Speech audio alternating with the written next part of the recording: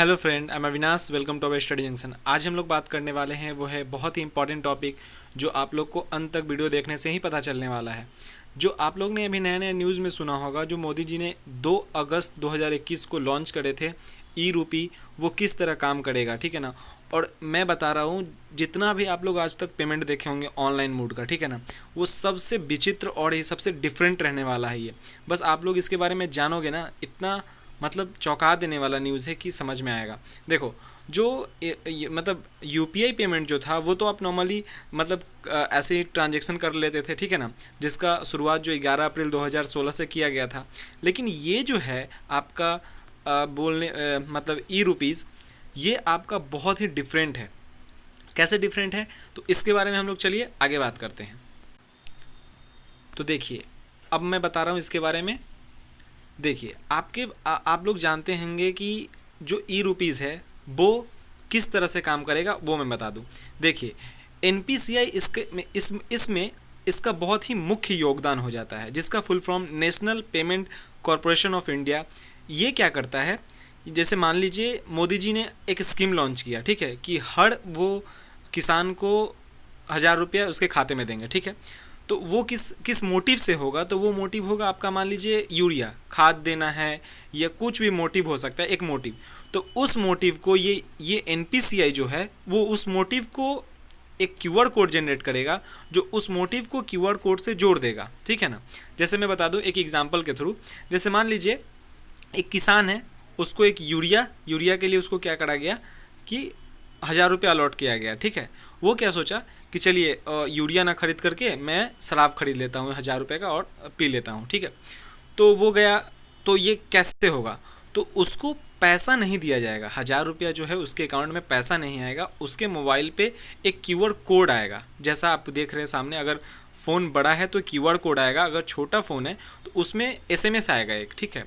उसके थ्रू वो सिर्फ क्यूआर कोड रहेगा, वो पैसा नहीं रहेगा, क्यूआर कोड रहेगा। उसको वो यूरिया के दुकान में दिखाकर वो 1000 रुपये का क्यूआर कोड रहेगा। 1000 रुपये, 1500, ये जितना का भी स्कीम लॉन्च होगा उतने का वो क्यूआर कोड जो है एनपीसीआई जनरेट करके देगा हर एक किसान को, ठीक है। तो वो क्या करेगा, वो क्यूआर कोड लेके वो मतलब खाद दुकान में नहीं जाके दारू दुकान में चला गया, ठीक है। और वहाँ जाके बोला कि भैया 1000 रुपये का मुझे शराब दे दीजिए, ठीक है। तो क्या होगा कि शराब वाला जब क्यूआर कोड स्कैन करेगा तो वहाँ पे वो स्कैन नहीं लेगा। क्यों नहीं लेगा, चलिए उस पर मैं बता दूं क्यों नहीं लेगा। यहाँ पे आप देख रहे हैं, आपके सामने 3 क्यूआर कोड स्कैन दिख रहा है ना।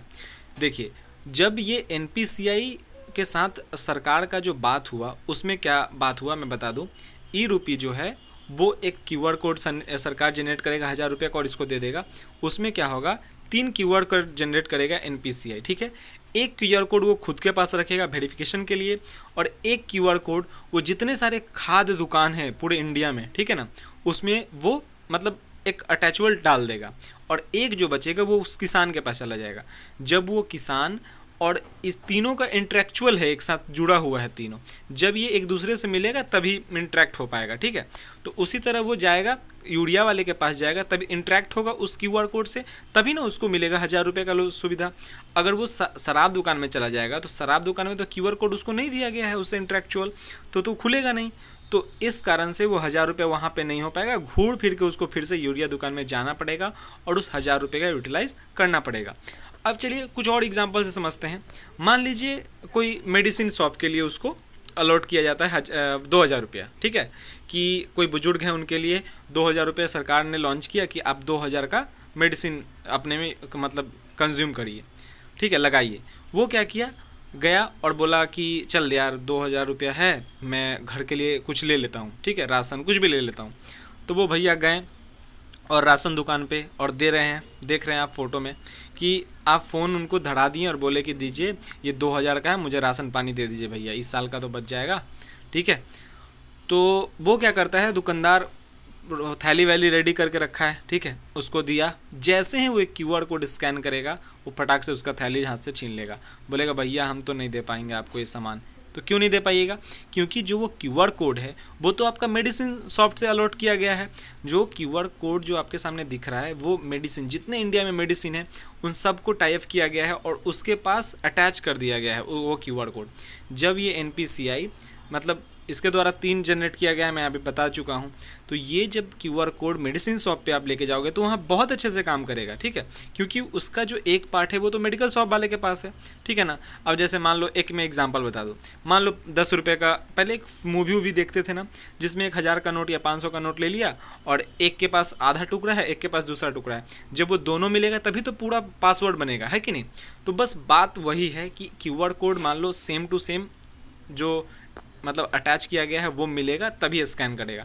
अब वो अटैच किया गया है आपका मेडिकल शॉप के लिए, आप चले जाओगे राशन दुकान पे तो वो तो मिलने से रहा।